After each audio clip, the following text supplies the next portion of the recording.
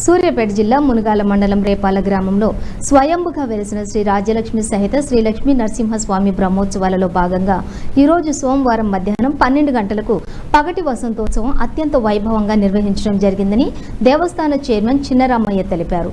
ఈ కార్యక్రమంలో రేపాల సామాజిక సేవా కార్యకర్త తుమ్మ సతీష్, గ్రామ భక్తులు, పరిసరాల భక్తులు పెద్ద ఎత్తున పాల్గొన్నారు. వసంతోత్సవం గందోలి సందర్భంగా మహా అన్నదాన కార్యక్రమం నిర్వహించడం జరిగిందని తెలిపారు.